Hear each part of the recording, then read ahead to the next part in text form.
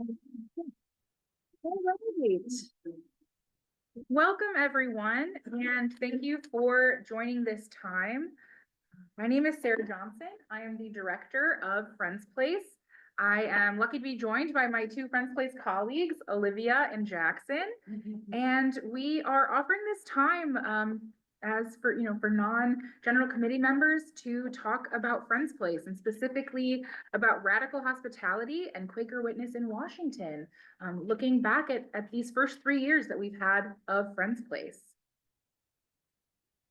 And so I would love to get a sense of who we have with us in the room and in the Zoom meeting as well. And so if folks would be willing to introduce themselves and just consider the question, what is bringing you into this space? I know that it might just be that you're not on the general committee, but you had the option to take a nap, to take a walk, to do something else, and you've chosen to be with us for this. So if we could go through, let's start with our friends on Zoom. How are you going to do that? Should I call on somebody after I speak? How's that? Yeah, that would be wonderful. Okay, I'm Gail Thomas. I used to be a member of Bethesda Media, and I was on the board of William Penn House, so I've just been always interested to see how you're doing. I'm now in Friend's house in Santa Rosa, and I'm going to call on Jane.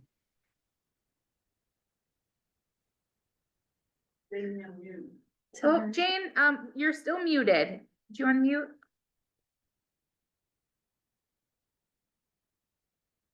Sorry. Oh, there you go. No I'm worries. Jane Bothwaite, with Swannanoa Valley Friends meeting at this point. Used to be with CeeLo Friends meeting for many years. And I came here just to learn more about what's going on. So thank you. And Wonderful. I will call on Rosemary Blanchard.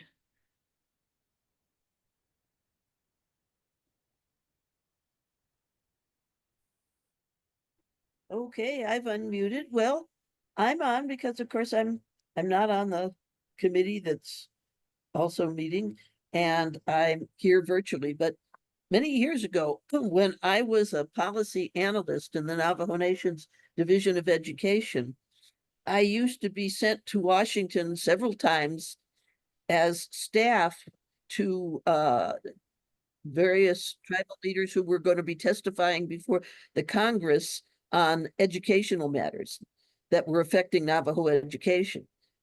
And I found, rather than staying at the various hotels that were available, I felt more grounded when I stayed at the old William Penn House. And I would meet some Quakers, and I would sort of remember how I got into Indian education in the first place, which was from a testimony point of view.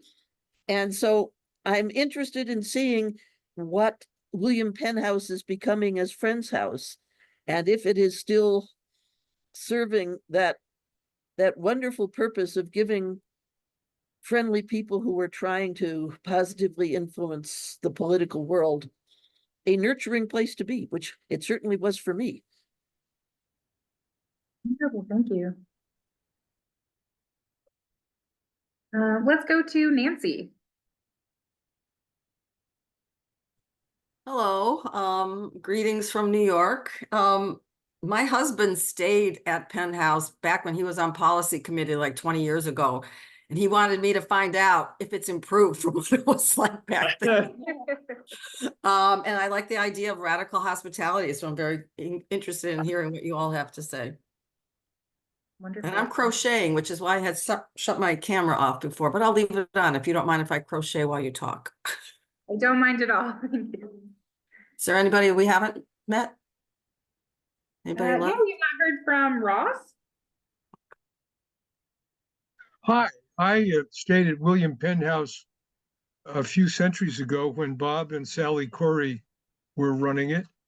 And I also, well, I guess I was on the FCNL Finance Committee when they bought the house adjacent to 245. I think maybe William Penn House came a little bit later. And I'm also on the board at Church of the Holy City, Swedenborgian, which just is in the process of selling a very large 1898 church on 16th Street and acquiring a house, which we will call Swedenborg House, which we will I'll probably learn something useful about that operation from you today. Wonderful, thank you. Is that everyone online? Looks like it, wonderful. Can we go? Yes. Madison? I am Madison Sings. I'm from Asheville, North Carolina. And I am interested in Friends Place because in 2021, I was part of the advocacy corps and we actually took a picture right outside of William Penn's house.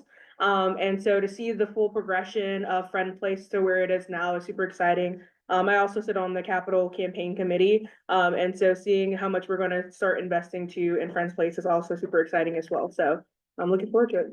Great, thank you. And I'm Sharon Conlon from Omaha, Nebraska. And I'm kind of curious just what Friend's House is about. Sure, thanks. And then for everyone else, especially if you're far away in the room, if you'll try to project toward the owl here so our folks online can hear our intros. I'm Lynn Elliott and from Philadelphia Yearly Meeting and Providence Monthly Meeting outside of Philadelphia. And I've been hearing about William Penn House for years and years. And now that it's changed its name, I did learn a lot at lunchtime because we Yeah. But I love the title, you know, Radical Hospitality, and I'd like to learn more about it and be talking it up in my meeting about possible place Wonderful. for people to use. Yeah, thank you. And over here to this table? And do speak Oh. up, yeah. My name is Megan McClung and I come from Wisconsin and I, like the idea of radical hospitality and the Friends Place. Wonderful, thank you. And I'm Fred Moore from Columbus, Ohio. And on Thursday, Sarah was driving everybody around to the different lobbying things. And toward the end of the day, my wife Sylvia and I flagged her down and she picked us up and we started talking and Friends Place came up with a conversation. So Sarah took us over for a quick introductory look at the place. And so I had to come back and see this to get the details. Sylvia would have been here, but she's in the general committee meeting. And thanks for the lift. Yeah. Donna Allen, Philadelphia Yearly Meeting and meeting with Lynn, Providence Meeting and Media, Pennsylvania. I started coming here in 19 or something, but I was interested in having lunch with you today. I wanted to hear more. Wonderful. My lunch chat worked. I got people in the room. Great. Well, thank you all for introducing yourselves. And, you know, as we heard around the table, folks have a history with the space as William Penn House. And so, as I was thinking about how to organize this time together, I was thinking about, realized I had kind of 5 containers of things that I wanted to talk about. The time that the space was William Penn House, our first 3 years, as was hinted in the title, and then what comes next. And I'm one for pattern recognition, and so realized that we have 5 levels of our house, and so kind of went with that as a theme. So really wanting to start with that foundation that we have of the time that the space was William Penn House. And so we are lucky enough to have some wonderful archival photos of the space and to see one that we're carrying on the tradition still of the group photo taken on the front steps, which has been happening for many decades. But really just wanted to give a quick overview of the space as William Penn House. That this house that we have on East Capitol Street, just a few blocks from the Capitol building, was built in 1917. And in 1966, as was mentioned a few centuries ago, right? it was being managed, starting as William Penn House in '66 by Bob and Sally Corey, and in partnership with Friends Meeting of Washington, and became a space of Quaker hospitality, where folks, especially as you can imagine, what was happening in the '60s, marches and other protests and gatherings and advocating, and this became a place for folks to stay, both to organize and to have safe lodging overnight. We had an event, we'll talk more about our events in a bit, but one of our first community events that we had was seeing the film The Movement and the Madman. And we saw and spoke afterward about the fact that William Penn House had been used as a place for organizers to gather as they were planning the march in '69 against the war in Vietnam. And so there are many, many decades of history of use of the space in the same way that we're carrying on that tradition today. So while it does have a new name, it does not it hasn't lost that tradition of Quaker hospitality and of advocacy. And so one of the things that folks ask about often is about the name change.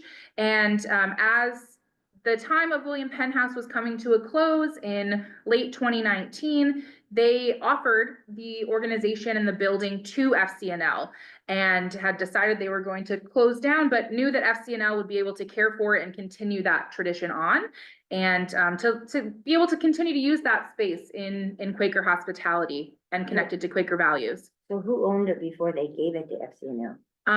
It's its own organization, William Penn House. So it's a 501c3, and that kind of transition of management happened in late 2019. And FCNL spent 2 years renovating the space, but also considering what would staffing look like, how would operations go, what is the name going to be, and through a discernment process, decided that because of the history of William Penn being an enslaver, there was just not really cause to keep his name on the building, that we can name that, we can honor the legacy of that space in that way, but that it was not appropriate to continue the name in that way. And so similar to the land acknowledgement that is posted right when you walk in to the front of the house, this is something, as Bridget has said, that is to acknowledge the part of the Religious Society of Friends in this history, to declare essentially what our commitment is going forward and being intentional in that way. So after a name change in 2 years of renovations, we were able to open, but first we'll take some sneak peeks at some other spaces in the house and some of these photos we have, and you'll see in photos later that we are still using the space as a place of fellowship where folks can gather and eat with one another, prep for lobby visits, and many meetings have happened at those tables over the years as well. So the space itself is a 4-story row house that initially, as William Penn House, had capacity for around 26 people to stay overnight, multiple bunk rooms, a cozy living room area, a kitchen on the 2nd floor, staff offices on the 1st floor. And the intention in the renovation was really to open the space up, to have as many spaces in the building as possible be flexible, so that however it was being used, if it was for events, gatherings, overnight use, programming, that chairs and tables can be moved around and things can meet the needs of whoever comes in to use the space. So we had, as I said, a 2-year renovation. Of course, they didn't know when they started it that COVID was going to happen and they would have had to close their doors anyway. So some delays, of course, with supply issues and work and things over those 2 years. But in January of 2022, we completed the renovation, passed all of our building inspections, and also filmed this video that we're going to show that takes on a quick tour. I know Fred mentioned he got a tour of this space, but I want to make sure others get to see it as well. And just a very quick. Sure.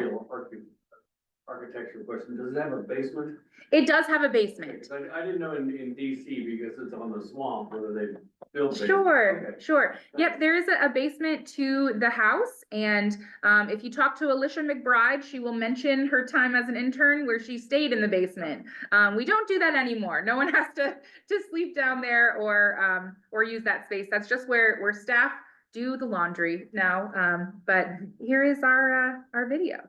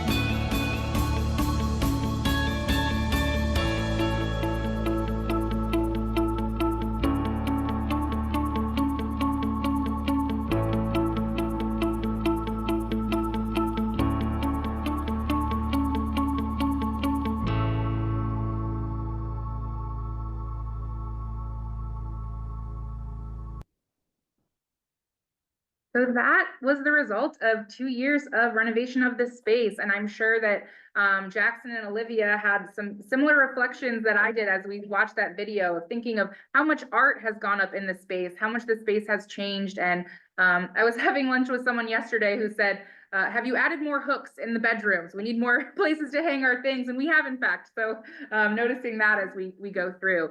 One of the things that I think is important to note, and what we saw in that video too, is the lift that is outside at the front door. One of the things that was true about the space as William Penn House is that it was not accessible. It had stairs only access to the building, and they added a lift to the front door to make the entire first floor ADA compliant and accessible for folks with mobility aids and wheelchairs, and for whom stairs are just not feasible. So there is a bunk room on that first floor that is accessible as well as a bathroom, our main meeting space, one of the kitchenettes, and the lobby as well. So one of the things I would like us to consider together, and can speak into the space, and folks on Zoom can raise their hand if they would like, is just thinking about, what does radical hospitality mean to you? So maybe thinking about that tour, picturing the different things that could happen in that space. A number of you mentioned that radical hospitality was part of the reason you came into the room today. So wondering what comes up for us as we think of that phrase, radical hospitality. So we'll just take a couple of minutes and sit here together, and feel free to speak into it as you feel led. I think of it as no strings attached.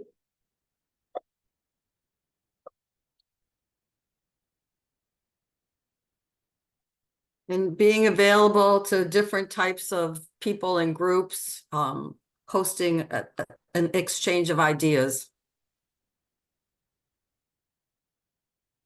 Maybe just that term, radical hospitality, providing a place for people to come that may not have found a place to go to. I guess I think of Casa de los Amigos in Mexico City, where the people who tended to stay there were doing various projects in various parts of Mexico. they did put up somebody who was, I would call, a man without a country. He was kicked out of the United States.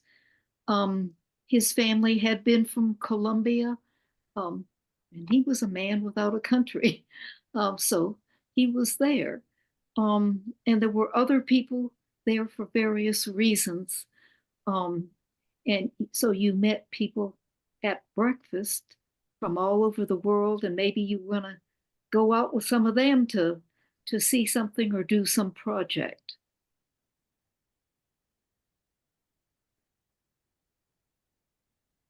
I am very attentive as someone who could walk around DC just fine until 36 years ago. Parts of my body got broken in a major auto wreck, and I had to, even though I was still doing some things in Washington, I had to reluctantly let go of staying at William Penn House. I must say, the fact that part of your radical hospitality is to radically make a old Washington, D.C. row house accessible on any floor is beautiful. I so often find, even among friends, people are really into lots of, groups we haven't included in the past that we must include. And yet, when I try to get the space where we're doing that a little more accessible, people look at me funny, like Quakers in particular sometimes. So thank you.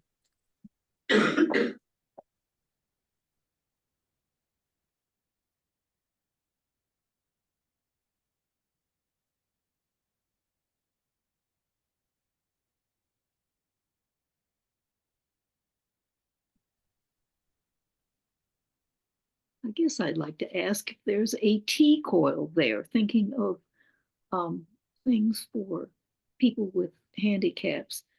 My hearing is very bad, and I just recently got a cochlear implant.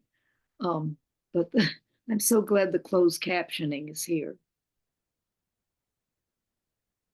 Yeah, and I'm happy to answer that question now, because I'm not sure that some of that will come up later in our discussion. But we do consider accessibility in a number of different ways as we're planning events and gatherings, and we collect information from our guests about any accessibility concerns they have, which would include making sure that if they needed captions during a group orientation or during a workshop with us, that we do have that available to them.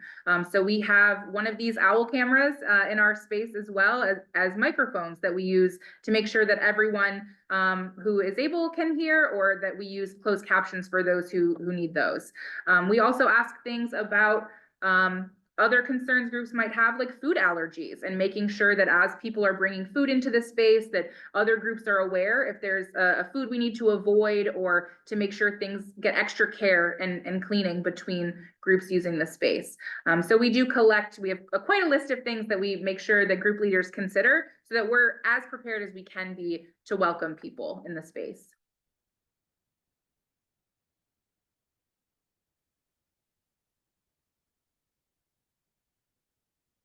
So as we were considering what radical hospitality means and what that will look like in this space, I'll say, for me, I have a few different definitions of it, or things that I think about. And as I was actually a little bit, as Fred mentioned, I was doing the driving and taking folks to lobby visits on Thursday, and was thinking about this a bit. And I think it's hospitality even when it's inconvenient, and also hospitality that as was mentioned, that doesn't have strings, that it might be something that the person you're offering it to doesn't have the capacity or even the desire to offer it back to you. So it's not something that's transactional. It is something that you're offering, and can be a little bit inconvenient at times. But and we have some fun stories about that as well that maybe we'll share later. But as we got the space ready, which included things like getting bunk beds and purchasing mattresses and dishes and everything. One of my favorite memories of preparing the space for groups is I mentioned around 25, 26 people was the capacity at William Penn House. And one of the decisions made in addition to the name change was in having staff no longer live on site. So while the 4th floor of the space had been staff living quarters, and now that is bunk bed access as well. So there are 7 bunk rooms and 7.5 bathrooms in the house, 2 kitchenettes, 2 meeting spaces, and part of that means that we now have 40 beds that we have capacity for. And that number came from working with the fire department on what the code was and what we could safely have, and finding out what that number was per square feet. And Diane Randall and I went room by room with a cutout made out of flip chart paper that was the footprint of our bunk bed we knew we were buying, and walked through and figured out where each of the beds was going to go and how many we could put in each space. And we landed at 40. So that is the number of groups that we can, or the number of folks we can host in a group. And many of our groups do in fact bring 40 people and book the full house. So that has been super encouraging. But January of 2022 meant opening the space, opening our reservations calendar, beginning to take reservations. We had just 1 space use group that month. And in February, hosted our first overnight group from Southern Adventist University, who has since sent 7 groups to stay with us, including that time. So we have clearly we made an impression from that first day that we had with them. And that also meant that as operations were moving and the space was ready to host groups overnight, I quickly realized I was going to need some help. So we hired Olivia as our program coordinator, knowing that the next step after reservations and accommodations was to have programming, that we knew being part of FCNL meant we would be offering lobby trainings and other, especially youth targeted programming. And so Olivia started in April of 2022 and has been diligently working on creating what is now a menu of 10 different workshop opportunities that groups can engage, including our lobby training.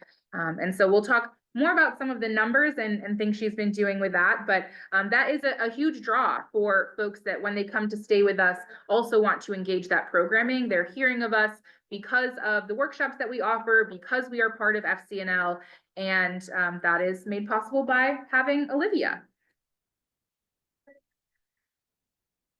What also was true in April of 2022 is that is when busing from southern states began, where southern governors were sending migrants on buses to DC. And in work that I do as a volunteer in DC, I am part of the Migrant Solidarity Mutual Aid coalition of folks that were greeting all of the folks that were arriving on those buses in Union Station. And so I remember getting a call from a fellow organizer, because my last job that I had before this also involved bunk beds. And they said, hey, are you still there? We are gonna need housing for folks. And I said, well, good news, bad news. Bad news is I'm not still at that place, but good news is I'm at a great new place and I have access to a lot of bunk beds still. So we started hosting folks overnight in the space, and to date we have hosted 669 migrants at Friends Place, anywhere from a couple of hours of respite up to 3 weeks while they get themselves settled in DC and look for work and look for housing. So not a way that we expected to be using Friends Place as we were opening it, but it was a way that opened for us to be able to offer that hospitality and to do work that aligns with our values, especially around migration justice. So the buses have not been coming as frequently, but we have still been hosting here and there. We had a family of 7 people with us just last week. And so continuing to do that work, and just one of the forms of hospitality that was able to be offered at Friends Place. So as we talk about programming and the addition of our programming coordinator, moving into more of year 2 of last year, and thinking a question for us all to answer into this space, if we'd like, is what is an important message for students to hear from us? What are you thinking? If you could, offer a message to the folks that stay with us, that are students learning about FCNL, engaging, maybe a Quaker space for the first time and hearing about the different work that we're doing. What is an important message for students to hear from us? Yes, absolutely.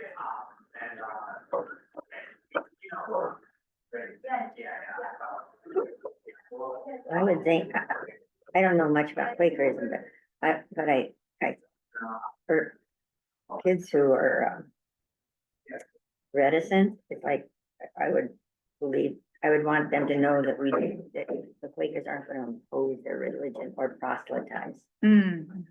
Please speak up, I can't Oh, hear you. I just think it's nice when kids who would know that Quakers don't proselytize and they're not gonna impose their religion on them if they stay there.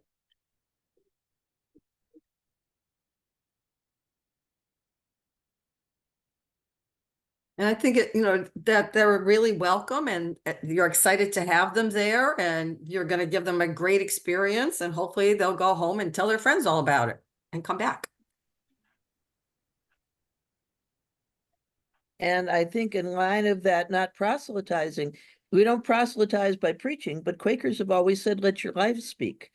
And hospitality is one of the ways our lives speak. So a graciousness toward the folks that are staying there.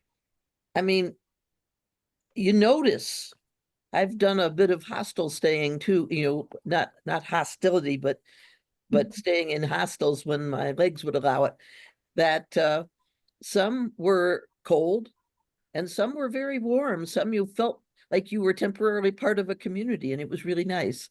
And I think that in letting people know what the underlying value within the Quaker way is, which is that answering that of God in everyone, that one of the ways we answer that of God is by our graciousness. And I think that's something that young people will really appreciate. Do you have a building manager, or is there anyone, quote, in charge around the clock to be helpful to your guests? You're looking at her. Yeah, so as the director, I am typically the person who is on call. One of the things that I did shortly after starting at Friends Place was move from a more northern neighborhood down to Capitol Hill.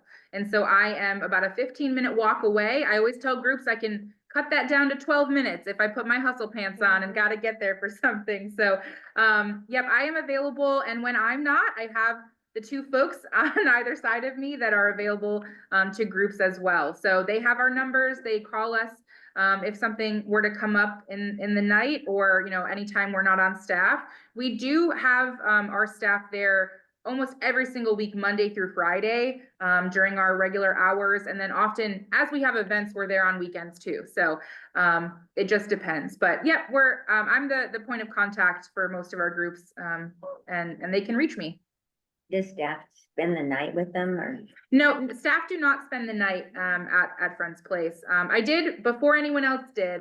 Jim Kaysen, who many of you may know, suggested that I spend one night and try it out and listen for any weird sounds that might happen or just, get used to the space. And so I will admit, I have also taken a couple of lunchtime naps in the hammocks that we have out back on the patio, but we do not stay overnight with the groups.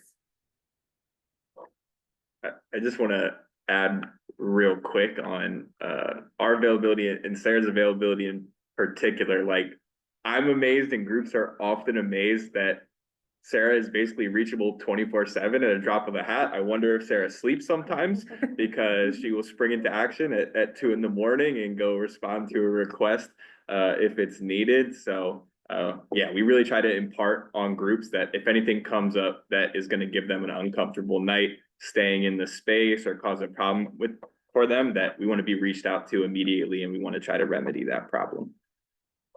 Yeah, that is definitely part of our hospitality. I say to groups in our orientation that I want to expand what our working definition of an emergency is, because often groups don't want to contact. They feel, oh, this isn't quite an emergency. I don't want to bother her. I'm like, I would much rather be bothered right now than to hear you are uncomfortable a couple days from now. I always say I can only solve a problem that I know about. So you have to tell me about it in order for me to do something about it. But I'm a bit of a night owl, so I do get sleep, and Jackson and Olivia give me some grace if I roll in a little after 9 a.m. when that happens. But yeah, that was a decision that was made just to not have staff on site, and I think for the most part it has worked pretty well. Knock on wood, but we've not not had too many of those 2 a.m. calls. In that way, it matches, it's almost a combination of guest house and Airbnb, that folks are accessing the space, they get an orientation, they know what to expect and where things are, and that they can contact us as things come up. So it sounds like you do like hostel-like work and specific programming for people. Is it 50-50? Is it just as it comes? Is it? Yeah, it is almost exactly 50-50. And well, actually, Is that intentional? that is a goal that we have, and hope to surpass that as well. If you'll go back to the. Yeah, so as we are talking about our programming, one of the goals that Olivia had as we started to bring in more and more school groups was to engage at least 50% of those students in our different programming workshops, so that we're not just using the place as lodging, but that we are engaging them in that way. And this was a goal she set, where our first year, as we were getting going, we were around 25%. And she was like, you know what, double it. We're going to do 50% next year. And she hit that goal. And so is also looking to do that again this year.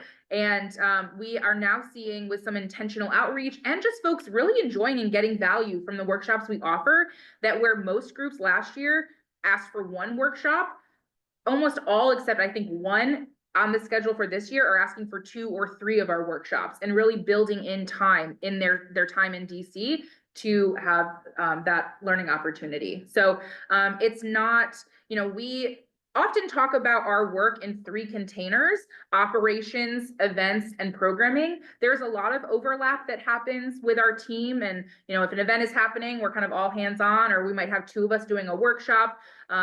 We all do laundry at times and are working on the operations piece or orientations for groups.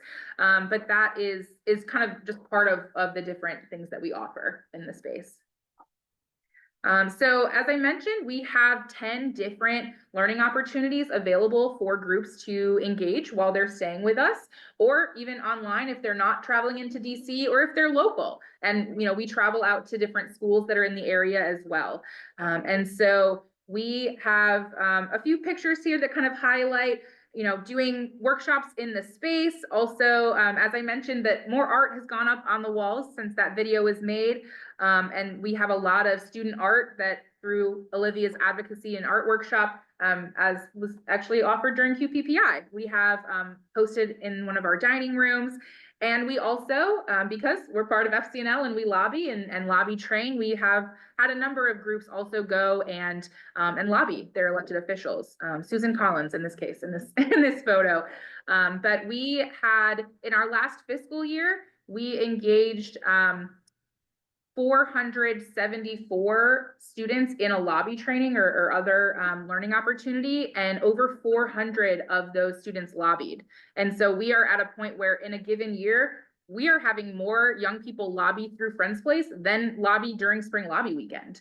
And so have many workshops being offered, and a lot of word of mouth, as folks kind of hinted to, of sharing with other teachers that they know, or there's apparently a Facebook group for Girl Scout troop leaders that we are popular in, and they spread the word, and we host a lot of Scout troops as well. And so have just been having a really wonderful response to the programming that's offered. And Olivia is our liaison from our department at FCNL to the strategic advocacy team, and so is often partnering with them. She actually did the staff trainings ahead of QPPI to train all of the staff who would be training constituents during that event. So we are doing a workshop all the time, it seems, really. And then later in the year of 2023, we rounded out our team, made the trio happen, and added Jackson Malkus, our outreach and events coordinator, to the staff. This was always the intention when the business plan was created ahead of opening Friends Place, was to get to a team of 3. And so they weren't quite sure what those roles would be, but we took the time and intentionally, they hired me as director in summer of 2021, let me then kind of determine what was the next position needed as programming, as I mentioned. And then it was really clear that what we needed was someone to help with outreach and events.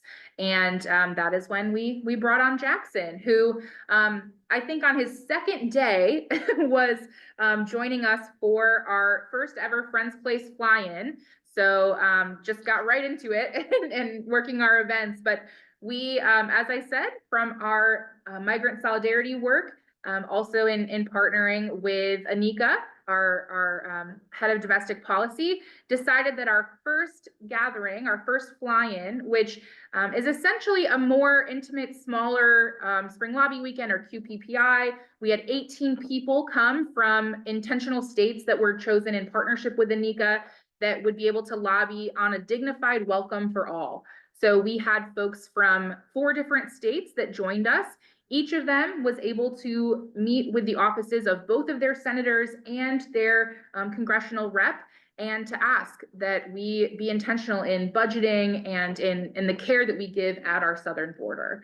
And so I've often said to folks, this was a highlight for me in this work. This time was just a time of joy and community and being with people for whom this work is so important, both in their personal and professional and academic lives. And we actually have folks who were at this event, have come to other events and have brought back groups to Friends Place later on. This led to a number of folks coming to the next spring lobby weekend, to engaging our advocacy corps. There are alum of this gathering that are now serving in the advocacy corps, and who attend events like annual meeting and QPPI as well. Some of them are here right now. Some of them are here right now, yeah, which is very exciting, and I think really speaks to, we have said that even though this was our first fly-in, if the next one goes exactly like this, we will be thrilled. Like, it was such a beautiful event and really served the intention of Friends Place being a container for smaller gatherings, for programming that would then lead to further engagement with FCNL. So to see multiple people be in the advocacy corps, multiple people come to this event to bring their own groups back. We had one of our participants bring a youth group this past summer and did lobby training and programming with us and stayed at Friends Place. So it really is a perfect example, I think, of Friends Place doing what it was intended to do and connecting people further to FCNL and deepening those connections in the work that we're doing. Wondering, do you ever have a request for local groups to use it for the day and not spend the night? We Local do, groups. yes. So Use it for a home base. Maybe they're out.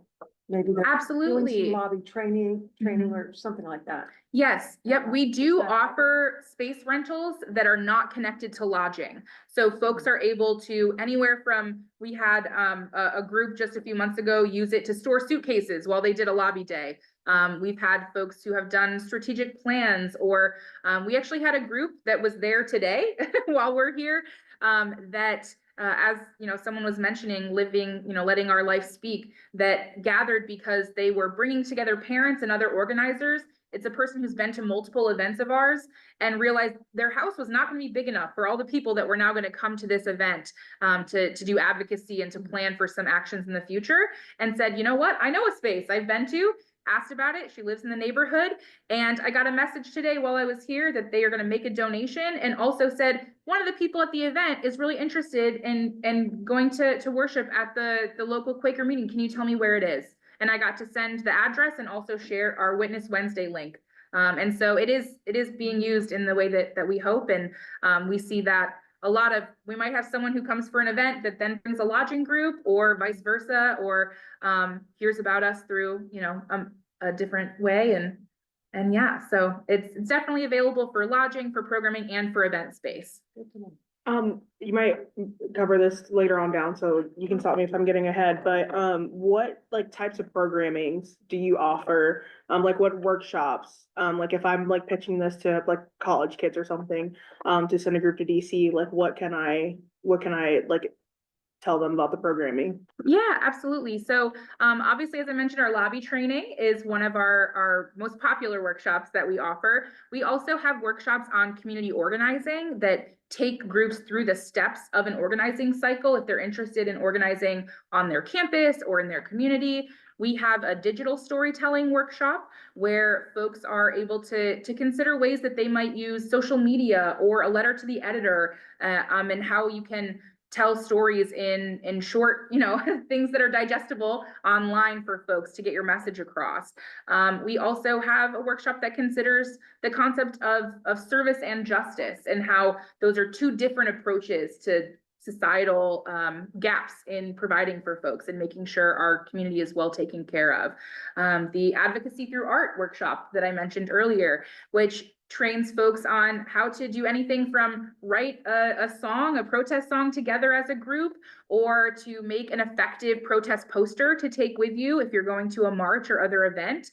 So those are just a few of the examples, but further descriptions of them are on our website at friendsplacedc.org.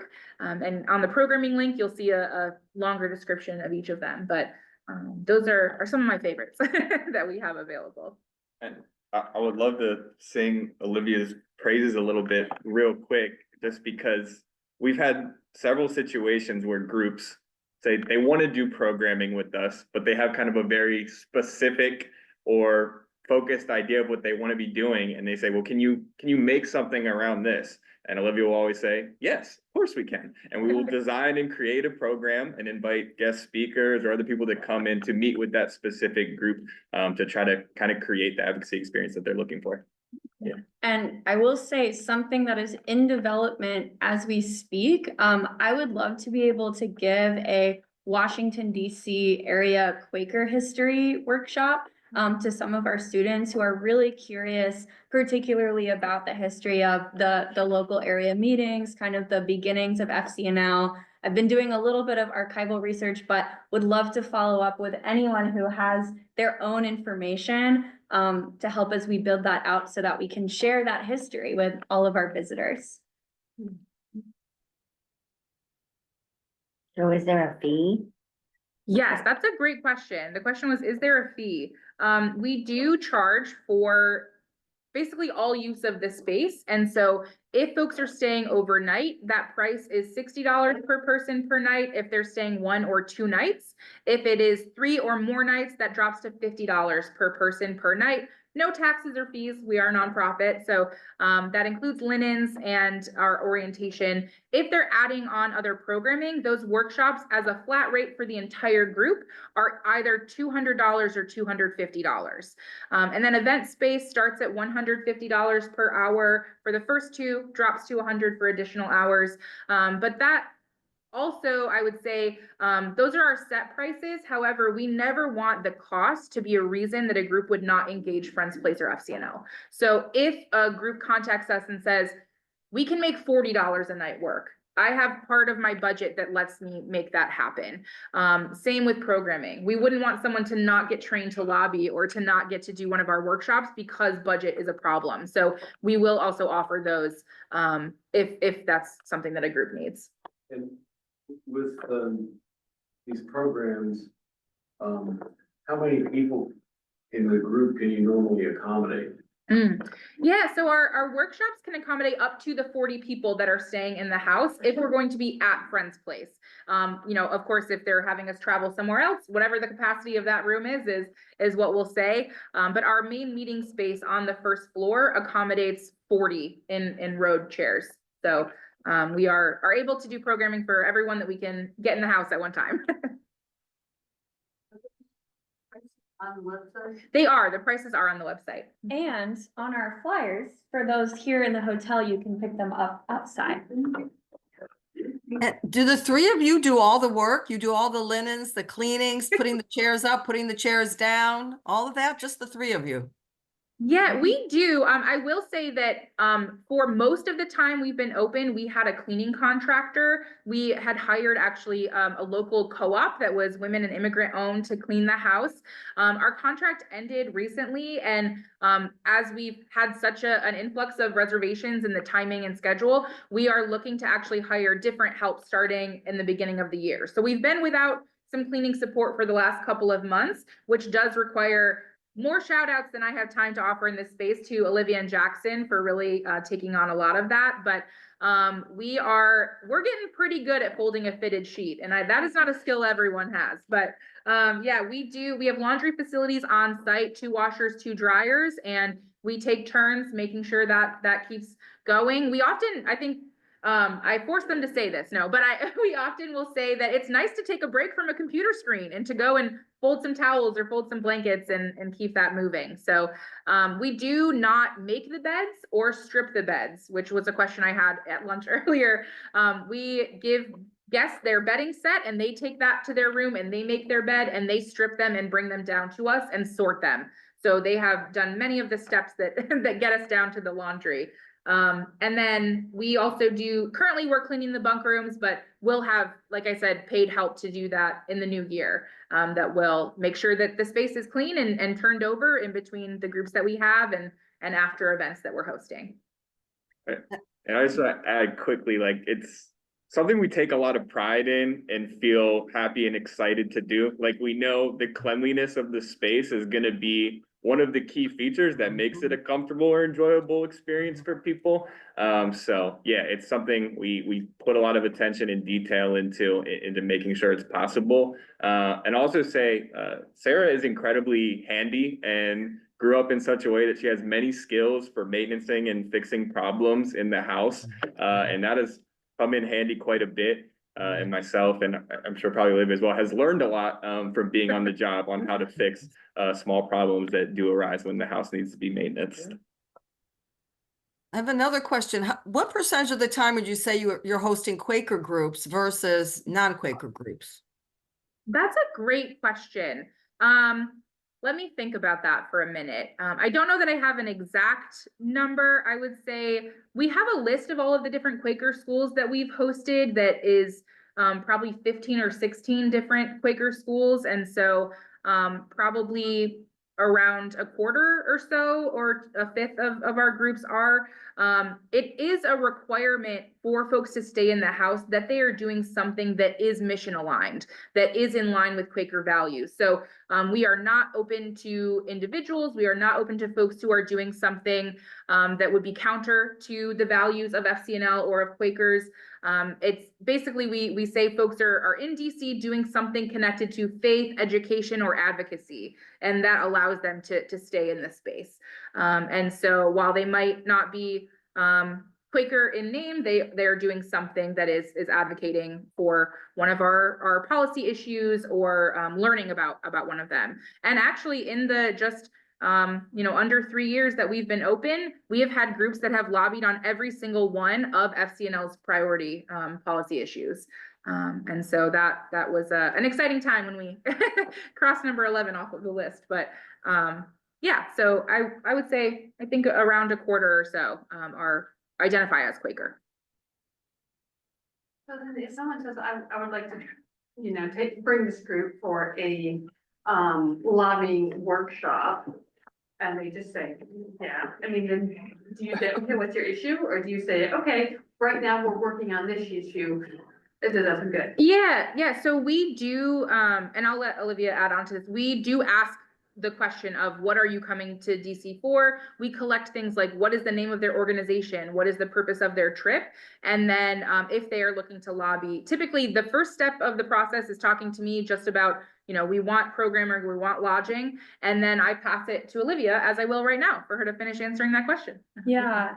It's very individualized and very much depends on the capacity and interest of whoever is leading and bringing the group. So if they're a teacher who has 9 months to plan this trip and they really want to kind of co-design the process together, I'll work with them so that they in their classroom can teach about the different FCNL issues. Their students can actually help to discern and decide what they want to focus on. And then we kind of finish the learning and do the lobby training and practice while they're in DC. Sometimes it's a teacher who's like, I want to do anti-poverty advocacy work. And then we're like, great, we'll do a workshop on expanding the child tax credit, something easy like that. Sometimes also the teacher will say, I'm not quite sure, but I need some guidance. I'll turn to our policy teams and our strategic advocacy teams. I will look at what state they're coming from. I will look at, which of our issues could use particular attention or grassroots pressure from a group at that time. And then I might gently steer them in that direction, or maybe sometimes more than gently steer them in that direction, but it's very much co-created, co-designed with the group, kind of based on what they're seeking. But I will say 9 times out of 10, they are learning about one of our FCNL issues. And it's oftentimes the students' first exposure to this kind of public policy advocacy. So it's really exciting when that first exposure can be on, something that we and this whole community has discerned as a collective priority. Do you guys have an age restriction? I mean, for your school groups, is it middle schoolers, high schoolers, college? And how many adults do they have to bring with them to supervise them, since you're not? That's a good question. We don't have an age requirement. We haven't really had too many folks request to bring, students that we think would be too young to engage. We do, work our best to make the programming we're offering age appropriate for the students that are coming. But we've done workshops for as young as 4th grade. Yeah.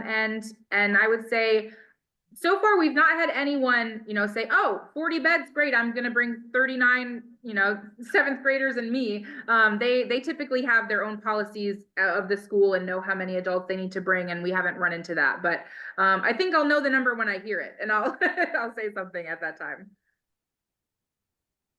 So you don't take individuals.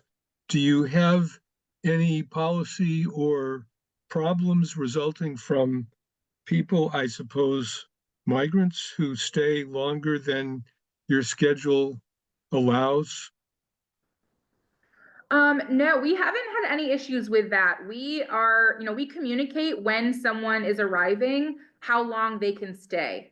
And so part of that work is often as they come in, if it's a migrant family that has just arrived and we're saying we have 5 nights to offer you, we communicate that from the beginning. And then we're also in partnership with the organizers who are working to find them housing elsewhere or are connecting them to others in the community that might have ideas of where to go. And so then, we're reminding them, we're talking to them like, at this time tomorrow, just reminding and making sure they have somewhere. And we've been lucky in that network has made sure that, we're not turning anyone out. No one is leaving without housing as their next step. Yeah.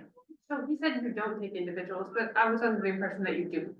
Yeah, so we no longer take individuals. That was one of the main, right. In addition to the name change, the 3 things that I would say are the most different from when it was William Penn House in name to now Friends Place is that we don't have staff who live on site. We don't provide breakfast each day, and we don't accept individual reservations. That is something we are hoping to change in the coming years.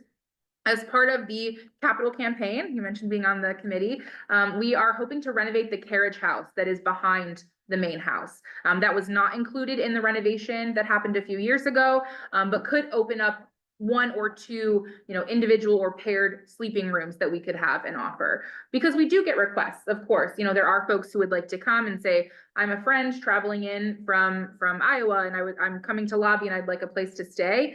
And just with the setup of the house, that's not as workable because it's all bunk rooms. And so we don't currently take individuals.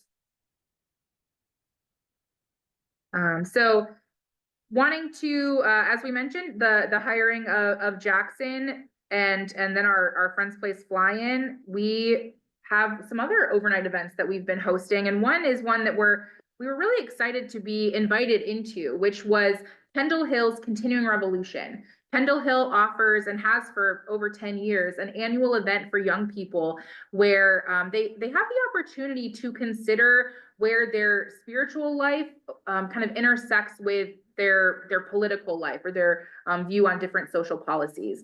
And so we were approached by Pendle Hill in some of our talks for what partnership might look like with them throughout the year. And we ended up in June having a 3-city event where Beacon Hill Friends House in Boston, and then Pendle Hill near Philly, and us in DC hosted each as a hub for this shared hybrid event. And it was themed in restorative justice. And we had wonderful panels, including our own Lauren Brownlee, who joined for that and offered that. It's 35 years of age and under, and folks can come. A couple stayed at Friends Place, some were local and traveled in. And we just spent the time in considering both the nature of restorative justice, how that aligns with Quaker values, and each year there's a different theme. And so we'll talk about next year's in a few slides here. But it was a space of really community and of, we ate together, we created art together, we learned from folks who have been impacted by restorative justice or by the lack of it in their own experiences. And so getting to also connect with folks who were in Boston, who were in Philly at the time, was really, really powerful. And again, a highlight in our work at Friends Place. Another thing that we hosted, actually the second annual Diaspora Organizer Gathering was at Friends Place. So part of our work, our colleague Hadia is leading the work of Diaspora Organizer lobbying and advocacy, but this culminates in a fall gathering. And we had our second one just about a month ago, and have folks from different diaspora communities around the country who came and learned and lobbied and were in community with one another. And so again, just having a wonderful space of folks being at Friends Place, staying at Friends Place and learning and being in community with one another, and learning more about FCNL and lobbying on things that are really important to us. Some other community events, I've been giving Olivia a lot of shout outs, so I'm going to shift and offer some to Jackson, in that when Olivia and I were aware that the position that we needed to add to us was someone in outreach and events, was we had started doing a community event series in 2023, and had gotten a few people to engage, anywhere from 2 to 6 pretty much were coming to these events, and we knew we needed some more capacity around outreach. And then we found Jackson, and in the time since last November, when he first started hosting events, we have had over 750 people come to Friends Place for events that we've hosted as part of our monthly community engagement series. This has been more than 10 times the attendance at each of our monthly events than we were getting before he joined the staff, and have included things like a kite build for peace that coincided with the International Kite Festival happening in DC, where folks made kites themed around peace for Palestine. We also did, in connection with the environment and Earth Day, had a clothing swap that we had at Friends Place. We have had a number of beautiful documentary screenings, speaker panels, especially around ceasefire work, and had multiple of those last month, and have just been able to engage hundreds of people that have not otherwise engaged FCNL. And so been able to bring them in and have them see the space. That's also led to a number of reservations for space use and lodging, because people are like, oh, I didn't even know this was here. I think we could not count, if we had to try, how many times someone comes in for the first time and says, I have walked by this building every day on my way to work for 10 years and I didn't know what was in here.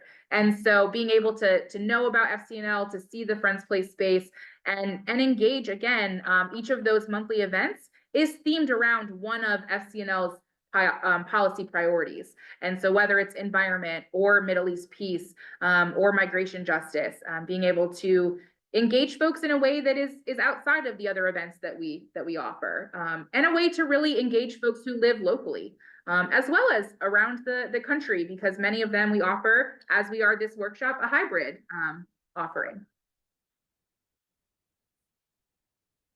One of the, I think was, for those who are at home might not know that we have these little conversation starters on our name tags that say, ask me about, and you can put something. And I think Olivia had campus chapters as hers, or Jackson did as well. They're very good at what they do. And so that was something that is a new program that we have, and has already gotten a great start. We are in partnership with the strategic advocacy team, are have launched this year the campus chapters program, where we already have 4 schools that are part of that: Baltimore Friends School, Earlham College, Sidwell Friends School, and Wilmington College.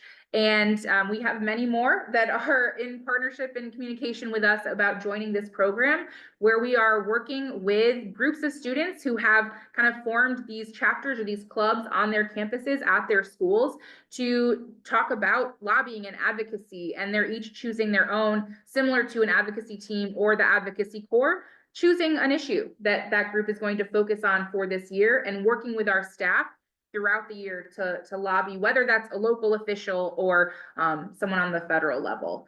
And so Olivia and Jackson have been leading monthly calls with our leaders of these programs.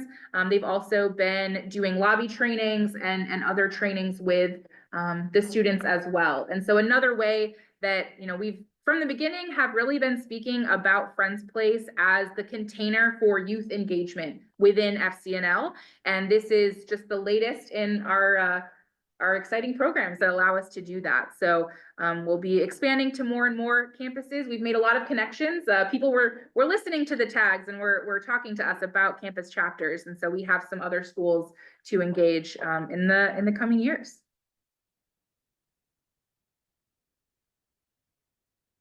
Again, one of the ways that I think Friends Place has been such a benefit as being part of FCNL is in this additional space that we have, not just in lodging, but in gathering and meeting space.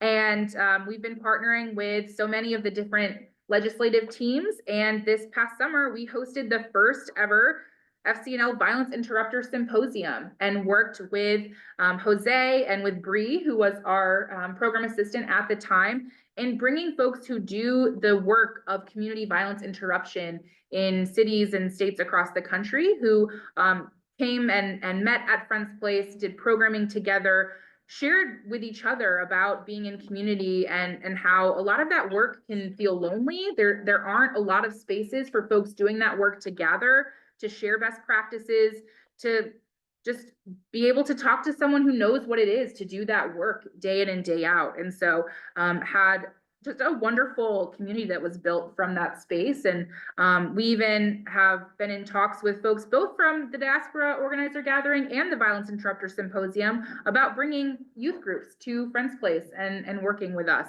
And so again, just a lovely way that we were able to use the space and partner more with our different legislative teams. Does it pay for itself, or does it subsidize by FCNL funds?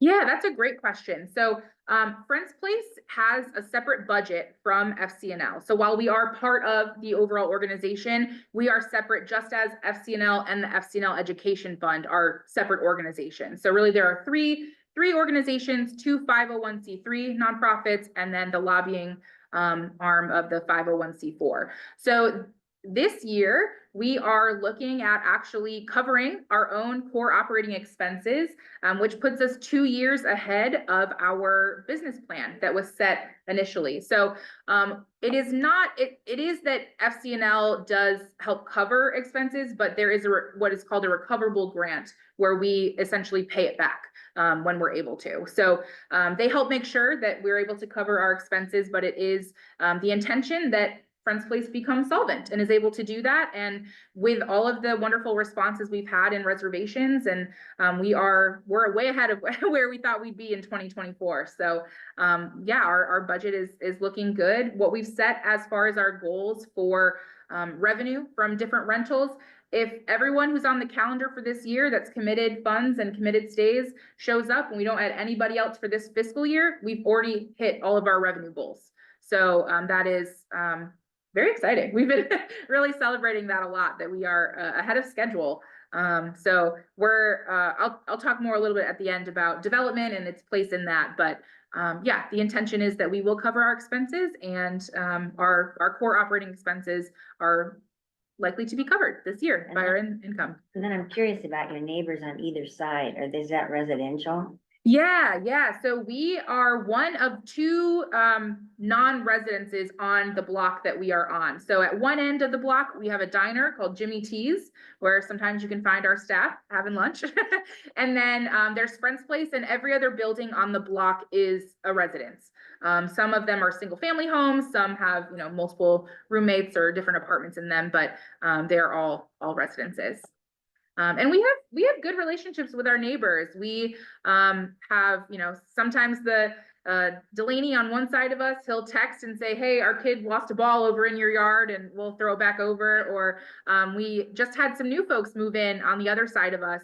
They came to a brunch that we hosted in September, and one of them looked around and said, I've just realized I stayed here on a class trip many years ago. And so we are in good relationship with them. We also dressed up, the three of us, and hosted Halloween trick-or-treating on East Capitol Street, as we say, and gave out over 1,000 pieces of candy to our neighbors that came by. And so, yeah, we're in a community listserv where we email to our neighbors, and we're in touch with them and know them. And that was something when I first started, I remember being told by Diane Randall when I first started, she said, okay, your first thing is meeting the neighbors, doing the community work, because this place has been closed for 2 years and new people have moved in. Not everyone knows about it. We want to make sure we're on good terms and that they know that we're here, and you know, they're not, who are all these people coming in and out of this building? And so I went to a Labor Day party that they all have, a block party, and met folks and handed out cards and talked to them about Friend's Place. And we invite them to our events, and I can, you know, we know their names and we talk to them. And we had too many pumpkins left over from our staff pumpkin carving. I put in the listserv that we had some extras, and one of the neighbors emailed and said, great, I'll stop on by, and took one home to the kids to carve. So we are definitely intentional about how we're in community with those on our block. And then you said 5 stories, that counts the basement? It does count the basement. And then are all the other houses that high too, or on that block? We're a little higher, I would say. I think most are about 3 stories, and we stick a little bit up. Like in that neighborhood, what would be the price of buying would you call it, townhouse or whatever? Yeah, a row house. Yeah, row house. So we did have a neighbor that had a house available just a few doors down from us that wasn't 7 bedrooms like ours is, I think was 4 or 5, and was listed for $2.7 million. Yeah, I decided not to go, put a bid in. It was a tricky call to make, but yeah, I mean, it's Capitol Hill. From our front yard, you see the Capitol Dome. It is a definitely not an affordable neighborhood for most people. And what would taxes run like for?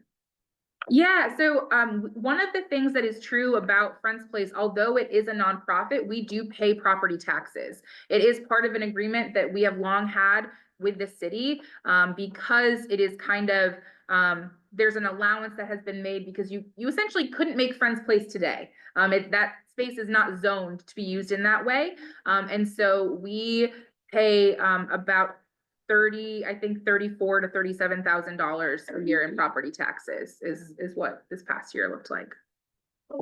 Is there parking? There is street parking available. We don't have a parking lot or provide parking for groups. There is don't tell anybody because it's our magic little secret, but there is what used to be a bus stop right out front, but there's no longer a bus that takes that route. So it looks like it says no parking, but it is the perfect place for buses and vans to drop off students and unload because a bus is not going to come. So folks can street park. A lot of our groups don't plan to drive once they reach DC. So if they've driven in, they will leave a van at Union Station and then go back and get it before they travel home. So as my staff will tell you, I'm a numbers person. I love metrics, I love numbers, and wanted to share some of those with you that we find very exciting. So in the last 35 months, we have had 5,710 guests at Friends Place.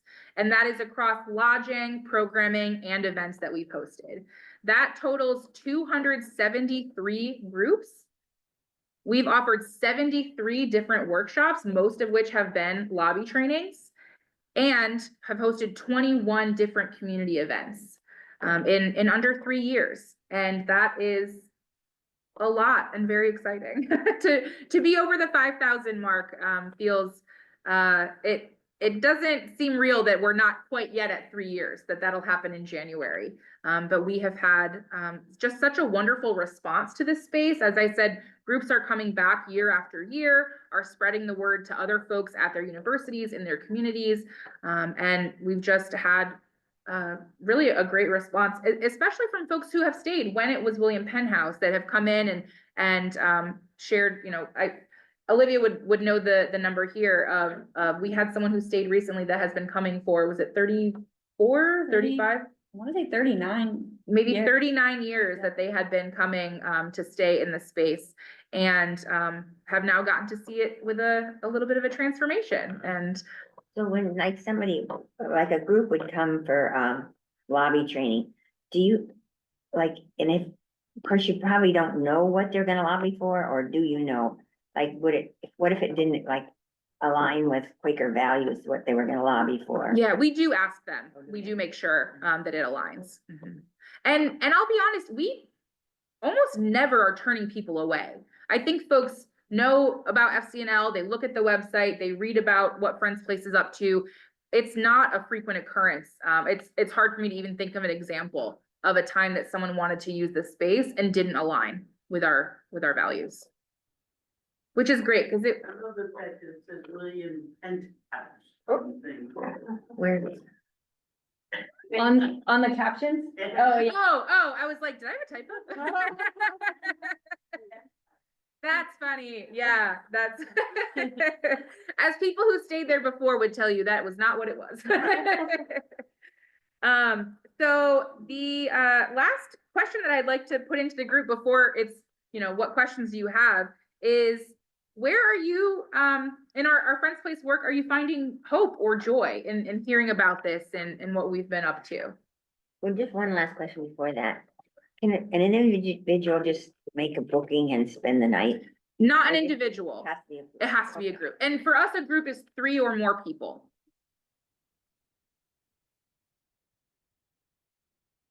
Just 3 or more. Yeah, just 3 or more. But it could be- Family of 4 could. Yeah, if they were in DC for education, advocacy, or faith.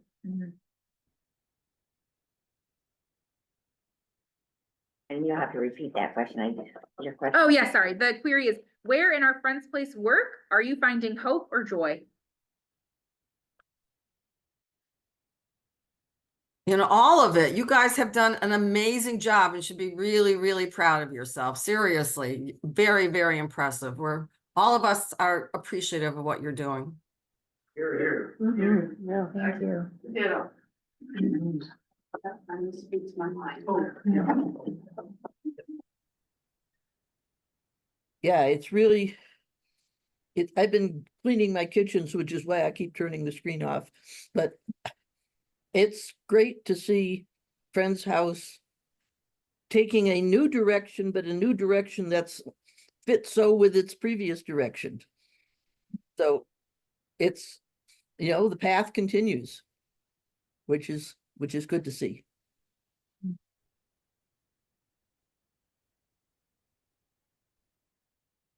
Thank you for your work. It seems like it makes that little island of hospitality makes the organization, the Friends, unique. There's multiple nonprofits that wouldn't have a place to stay. Yeah, that is something we give a lot of credit to how many reservations we're getting, to just word of mouth or, knowing about us, people who've stayed in the past.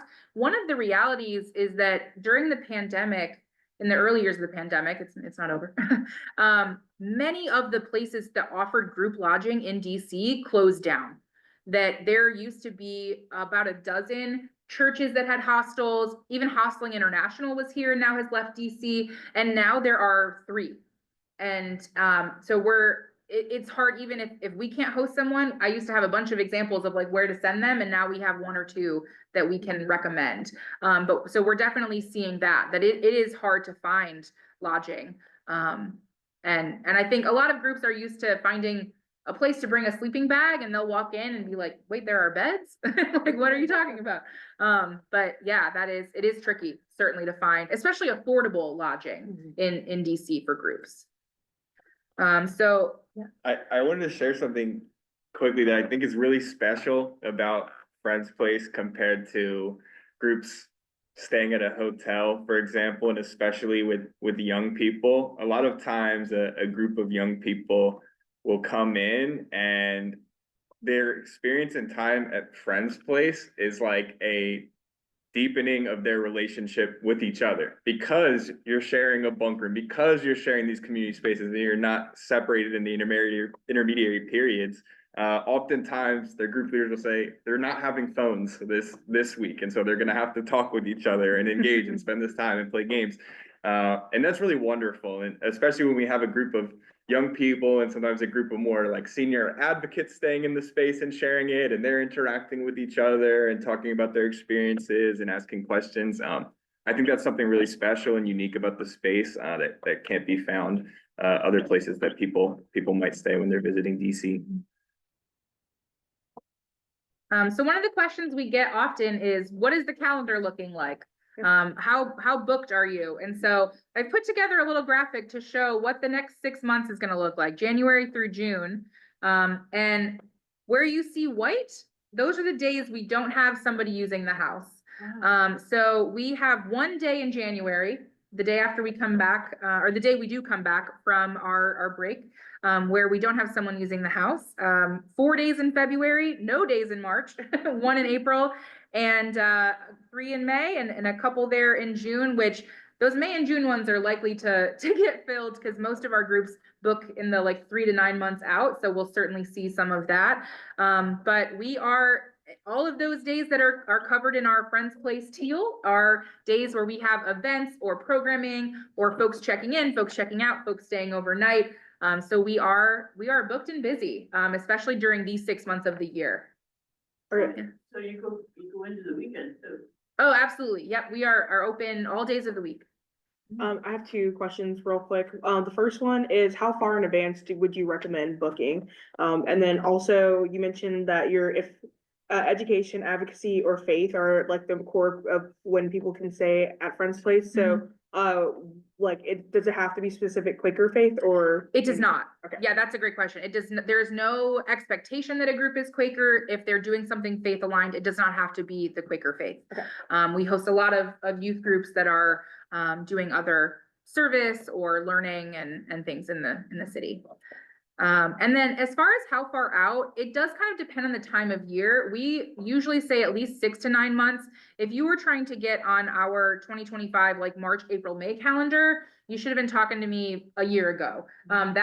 What we've seen is, because those dates are so popular for schools and spring break groups that are traveling from different colleges, we'll have folks who are in the house have a leader come up to me, pull up their calendar and say, okay, for next year, we want these dates. And so it can be a year out. I think our furthest out date we have on the calendar is September of 26 that someone has requested. We never made a policy about how far out you could book. So I think, again, like the number of chaperones needed, I'll hear the number when I when I know it, or know it when I hear it, rather.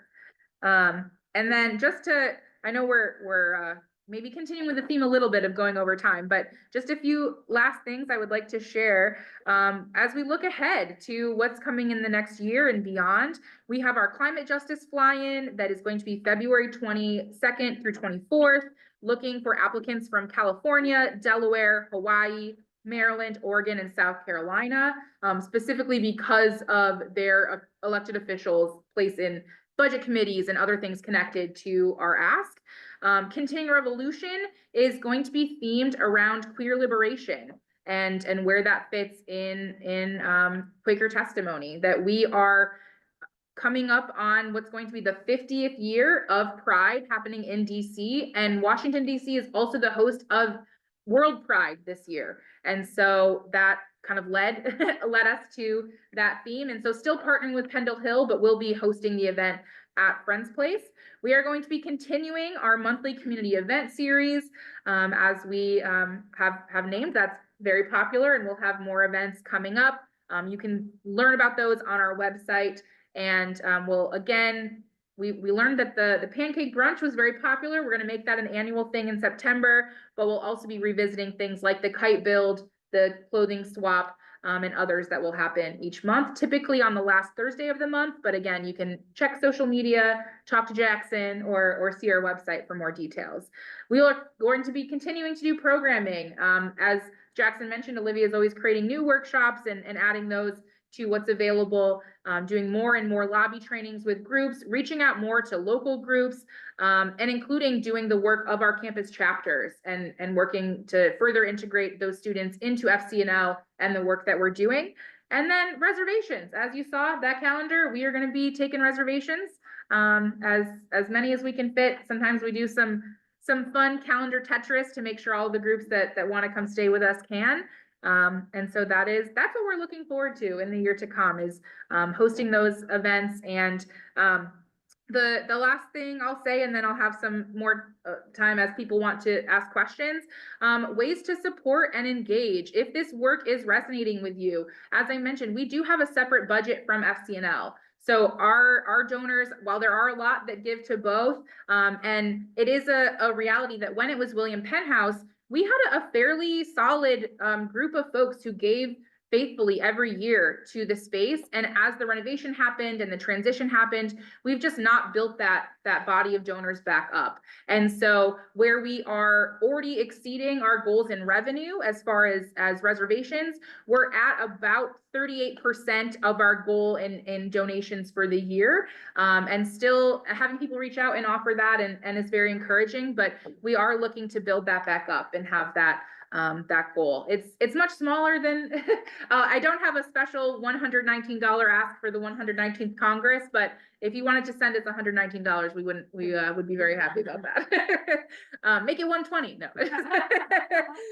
But that is a way that folks can support, as well as the same was true for meetings, that there were a number of meetings that would send money as an annual donation to support the work and the youth engagement that we are carrying out at Friends Place. So if that's something that your meeting might have funds to support, we would love to have you be our advocate in that space as well. We also offer now a quarterly newsletter that's available on our website, also available, I think some of you have them, but on the table out there, that you can stay up to date on what we're doing. So the next one of those will come out in January, and we'll cover the last quarter of this year. And you'll always see updates on how many folks have we hosted, how many pounds of organic material have we composted in that time, how many workshops have we done, all of those fun metrics, as well as just a little bit about those different events and what events are upcoming as well. So sharing the word about us, letting folks know about Friends Place, and bringing a group maybe from your meeting or another organization you're connected to, and also supporting financially as you're able or feel led. So that is, I have said I could talk about Friends Place all day long, and I feel like I have been the last couple days. So I appreciate some of you who have heard some of this from me already, but I've named in many spaces during this gathering that this has been my favorite place to work. This is a place that's really encouraging, and that really unique opportunity of a place that both meets your needs of having employment and also really fills your cup when it comes to doing work that feels meaningful and is in line with your values. So I have a lot of gratitude to all of you for joining us in this space, and we will welcome any questions that you have about Friends Place. I don't know if you addressed it, but do you guys end up changing the sheets? We don't change the sheets. No, we make the groups do that. We do put them to work a little bit. We make them, well, because it's $50 to $60 per person per night, they usually pretty gratefully are willing to do some cleaning up. They do take not always, but they take the trash out and recycling and compost, and they run the dishwasher and tidy up after themselves. They get a full orientation when they arrive about those expectations and what we ask of them. And they do both take and make their bed with the bedding and bring it back down when they check out. I think you're doing a wonderful job. Thank And what a you. great service to provide. Oh my gosh, yeah. Thank you. Really. Spread the word about it.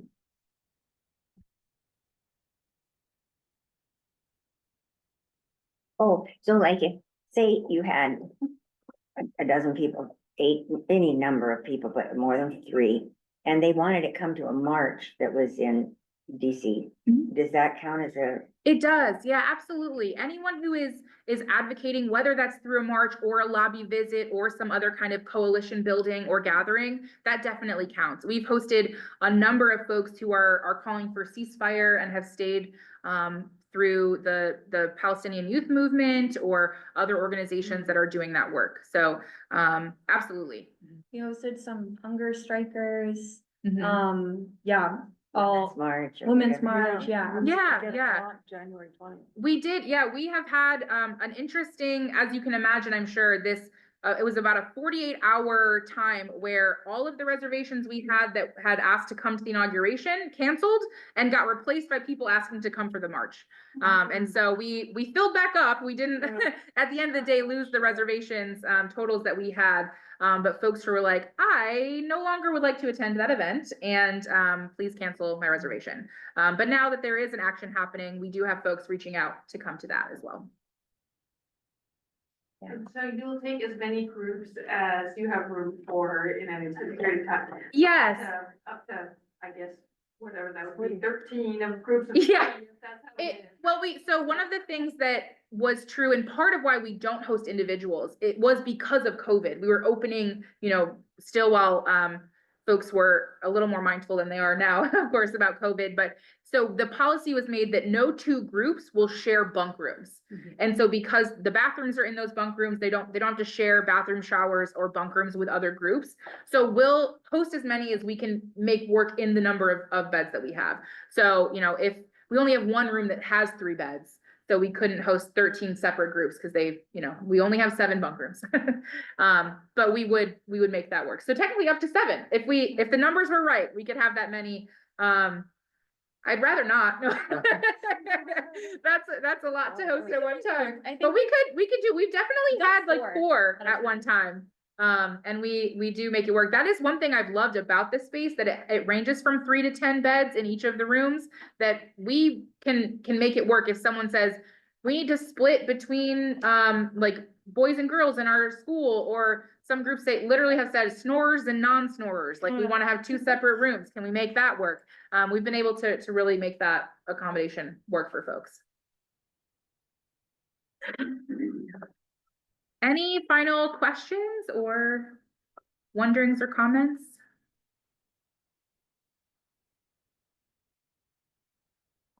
I'm just a little bit curious, like what's the most difficult group you've had?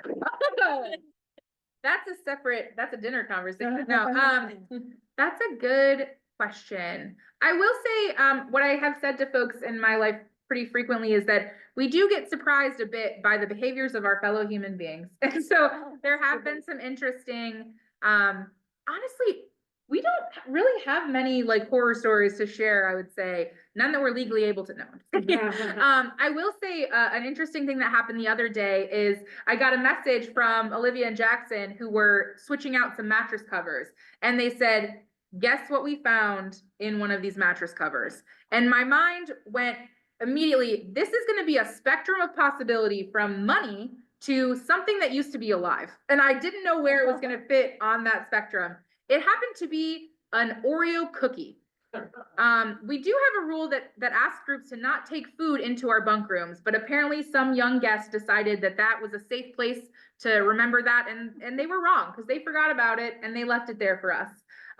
So that is that I would say folks who don't follow the rules are folks that make it a little tricky, but that's part of that radical hospitality, right? That not everyone's going to. So but yeah, that's a recent memory that we have.